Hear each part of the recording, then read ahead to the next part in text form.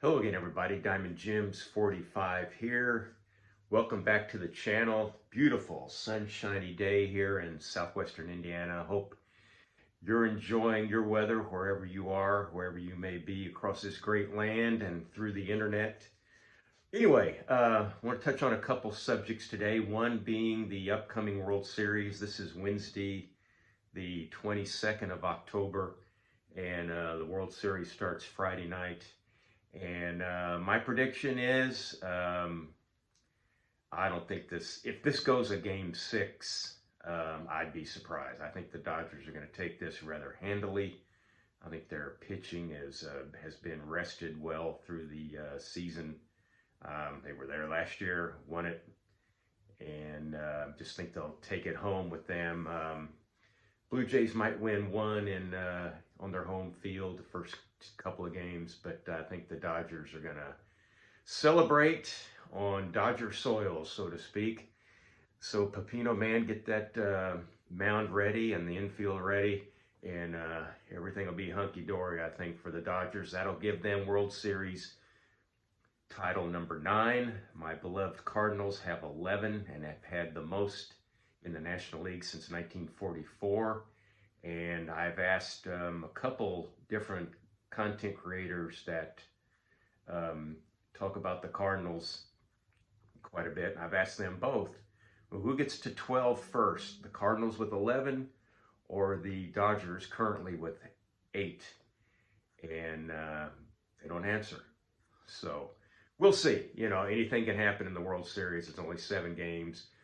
Dante Bichette, I hear, is back for the Blue Jays, so we'll see what happens. Anyway, now on to the second part of the video.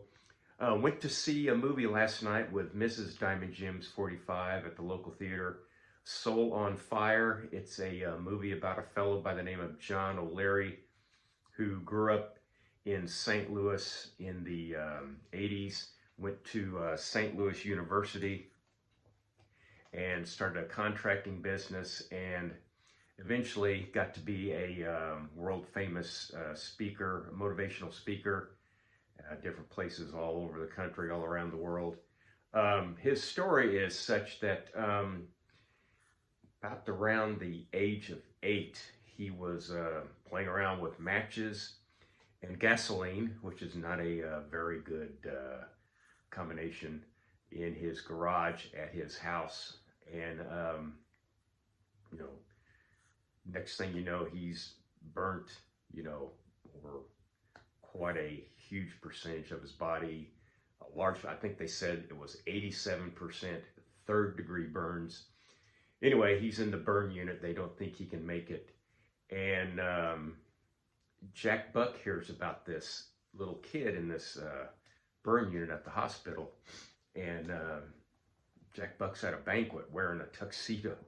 And next thing you know, you see Jack Buck in the room with this kid, talking to this kid, you know, that you're going to pull out of it, you're going to be okay. And Jack Buck has a history of visiting people in hospitals and such. He was a Purple Heart recipient in World War II. He was, I believe, if I read his autobiography correctly, he came in D-Day +3, got wounded before the bulge, that type of thing, and like what happened in December of 1944. Came back in time to be one of the first guys across the bridge at Remagen. So anyway, Jack was, you know, one of the medals he won in World War II was a Purple Heart.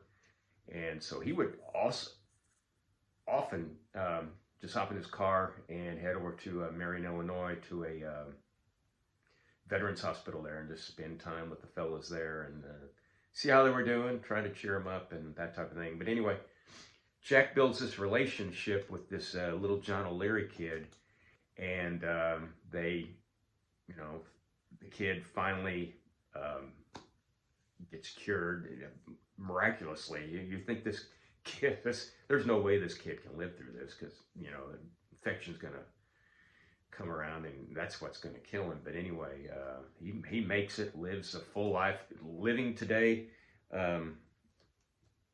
he owes all of his a lot of his motivation to Mr. Buck, who came to Evansville, Indiana, and spoke at a group I was in 1992. That's yes, that's me, believe it or not, and Jack Buck. That's a facsimile autograph, anyway. Mr. Buck just came over that day. Supposedly he drove over that day, spoke at night, drove back to St. Louis. He stopped at a friend's house in his neighborhood and said, "Hey, you want to go to St. Louis? I want to go to Evansville. I'm speaking over there tonight." The guy said, "Yeah." So he drives over, drives back the same day. Anyway, he was pretty good. And then the story I always tell that I've told before on my channel about Jack Buck being here and giving a speech. He signed some autographs after the speech was over. Answered a bunch of questions, and I'm with a group of guys, and we got all our stuff signed. And a guy walks up to him and is getting a baseball signed by Mr. Buck. Mr. Buck's looking down like this, signing the baseball. He's signing. All of a sudden, the guy says, "Jack, why did Harry get fired?" And Jack goes, "You know why," and goes back to signing that baseball. So anyway, that's my Jack Buck story when he came to Evansville to speak to my group. Anyway, the movie's pretty good. There's not really anybody that I really was familiar with in the movie except William Macy, who's been in a lot of stuff. He's been around for quite some time. He played Jack Buck in the movie. He's married, I still think married to Felicity Huffman, who was in, what was that called? Oh, Desperate Housewives. Never watched it. Anyway, he was married to Felicity Huffman, who was in that TV show, and she was arrested and charged and found guilty in the Varsity Blues scandal a few years ago. She served 10 days of a 14-day sentence and then was let go. And they didn't have enough evidence on Mr. Macy, so no time. Anyway, he did a good job as Jack Buck. There's a lot of good scenes in the movie that I liked. One, the doctor that's the main burn unit doctor was going around doing rounds and had some younger doctors with him. And they went to John O'Leary's room, and the doctor asked, "Well, who's the most important person in John's recovery?" And they guessed a couple things, and they guessed a couple people, and those were important but not important. And he mentioned the guy who was the most important, which is very eye-opening. My wife knew it, who has a medical background, but I did not know it. So anyway, I knew the part. They show a film of